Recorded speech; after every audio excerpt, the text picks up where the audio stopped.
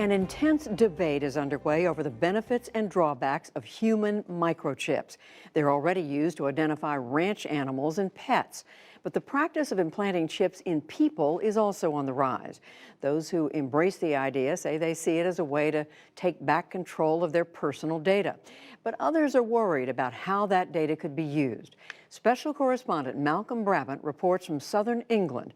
It's part of our Breakthrough series on the leading edge of science, technology, and medicine.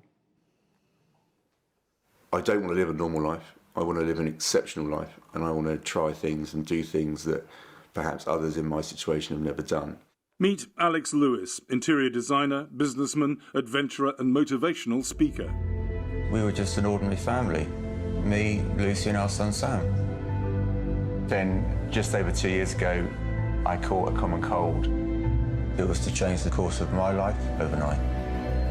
I'm in this condition thanks to an incredibly rare case of strep A, and it led to toxic shock syndrome, septicemia, and subsequently sepsis. I lost all 4 limbs within about 6 or 7 months. Alex is a pathfinder for those with serious medical conditions. In the remains of each arm, a microchip has been implanted. One is to hold medical information, the other for a chore the able-bodied take for granted.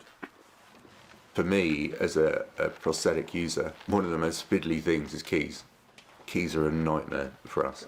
And the microchip, when looking into it, we realised quite quickly that it could save a lot of time. So for me, it was going to be beneficial for that. I could lose 15 minutes trying to get in my front door. I could lose 10 minutes trying to get out of my back door. And now all that's been saved. These microchips use a system called near-field communication.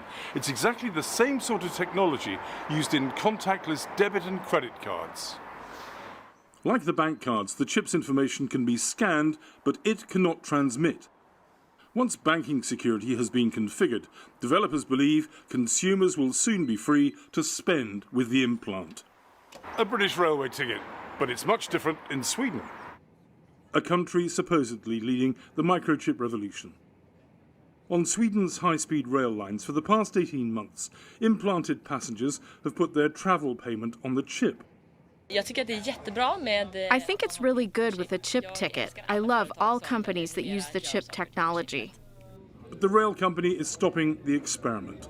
The number of implanted passengers is relatively small, and it wants to pursue other forms of ticketing. This is not a setback, insists Sweden's microchip pioneer Johan Österlund, a former body piercer seen here giving a TED talk. We can do easier travel. We can do faster and safer payment.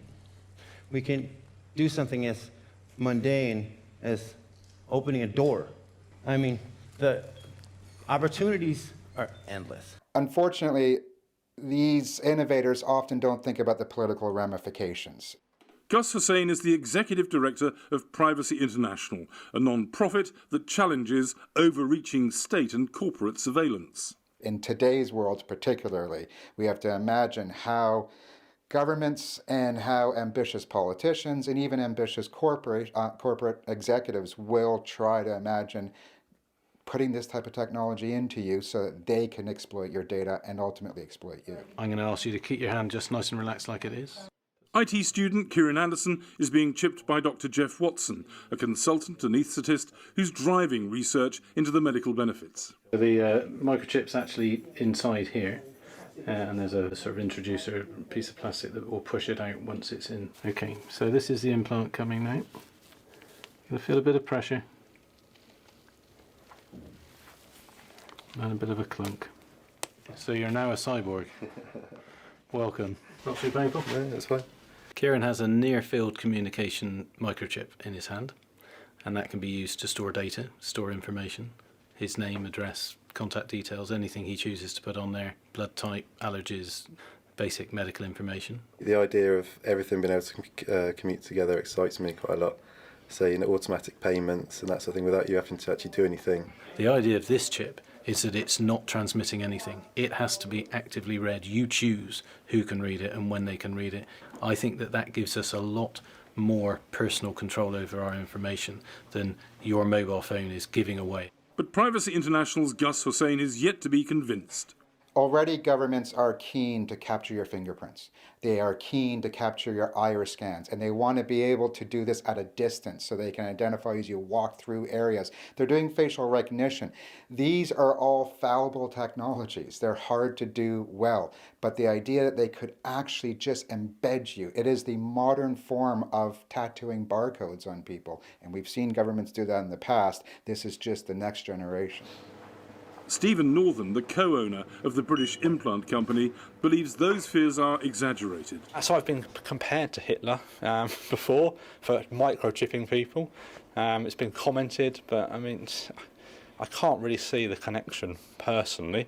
I can understand people have very strong views. There's big ethical arguments around microchipping people, but currently it's by choice. No one is enforcing you have to be microchipped.